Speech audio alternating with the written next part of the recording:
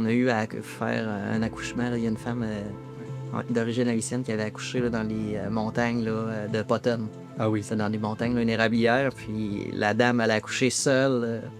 C'est ça. Ils ont essayé là, finalement d'entrer aux États-Unis. Ça n'a pas bien fonctionné. Les Américains les ont repoussés au Canada. Puis elle, ben, ses os ont brisé, mais en pleine forêt. Ah oui. Fait que là, son mari a appelé le 911. On a réussi à le géolocaliser. Mais là, le mari s'était égaré de la femme. Il a fallu retrouver la femme. Puis entre-temps, la femme avait accouché tout seul comme une grande. Quand vous les croisez, ces gens-là, humainement, c'est ça, c'est des gens de tous les âges. Il y a des familles, il y a des... Très souvent, c'est des familles, puis c'est triste de voir les jeunes enfants pris dans le bois. Là. Ça reste un côté humain aussi. Là. Oui, ils ont fait une entrée illégale au Canada, mais ils veulent demander l'asile au Canada. Donc, ça, c'est la partie immigration. Moi, je veux m'assurer que la personne est en santé, que la personne est en vie. Donc, c'est l'important. On va essayer de la réchauffer. Si on a besoin d'ambulance, on va appeler l'ambulance. Tu peux me placer 18 zone 2. On est prêt? On part en patrouille le long de cette fameuse frontière de 6400 km entre le Canada et les États-Unis. C'est la plus longue frontière non militarisée au monde. Les gens, là, déjà que eux, ils doivent vivre avec ça, là, avec des gens qui traversent la nuit sur leur terrain. Donc Oui, eux, ils doivent être un peu fatigués de ça, des fois, peut-être. Oui, ça dépend des personnes. Il y a des personnes qui sont un petit peu plus tannées de ça. Il y en a d'autres qui comprennent un peu aussi que c'est des gens qui cherchent une vie meilleure. Il nous amène à un premier arrêt, un endroit très symbolique dans l'esprit des Québécois. On est de retour au fameux chemin Roxham, beaucoup plus tranquille qu'à l'époque, où évidemment il y avait plusieurs migrants qui passaient ici. C'est pas frais du jour, mais on peut voir qu'il y en a eu des traces qui ont traversé ici. OK, oui. OK. Ah oui, c'est ça. Jusqu'aux États-Unis, les États-Unis sont juste là, hein? Exactement. Donc, ils n'ont pas fait ça compliqué. Ils ont passé directement ici à l'intérieur.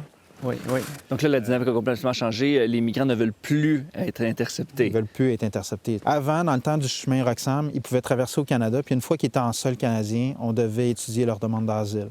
Donc, ils étaient assurés de rester au Canada en grande majorité. Présentement, ils ne veulent plus traverser ici parce que si on les arrête, on les retourne à l'immigration, ils vont être retournés aux États-Unis. C'est ce qu'ils ne veulent pas qui arrive. Fait que la conséquence, c'est qu'ils se perdent dans la forêt, puis ils essaient de vous éviter. C'est le danger, c'est le danger. Avec la situation actuelle, avec ce qui se passe, qu'est-ce qu'on voit tout le monde là, dans ce qui se passe au niveau politique, ils savent que s'ils se font intercepter, ils vont se faire retourner aux États-Unis, ils vont se retrouver entre les mains de l'immigration, des douanes, côté américain.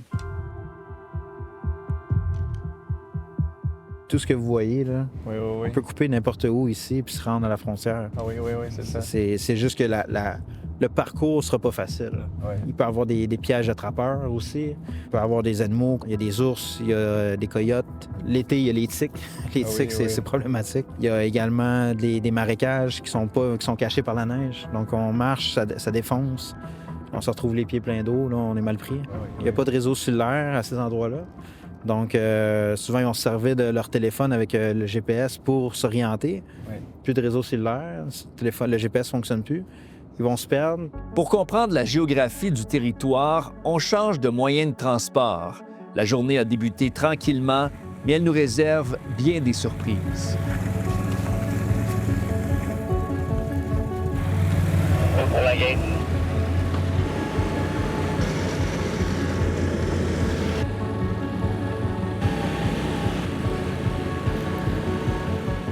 Ici, c'est un point qui est relativement achalandé là, pour les passages illégaux. C'est facile d'accès du côté américain pour les migrants de venir ici au Canada parce qu'ils peuvent se faire déposer près de l'autoroute. Il y a des traces au sol. Il faut quand même garder un œil que c'est possible que les traces ici, ils bifurquent vers le nord ou vers le sud. Fait qu'il faut garder un œil, Parce qu'il y a quand même une possibilité qu'ils marchent une certaine distance sur la côte line avant de rentrer illégalement au Canada.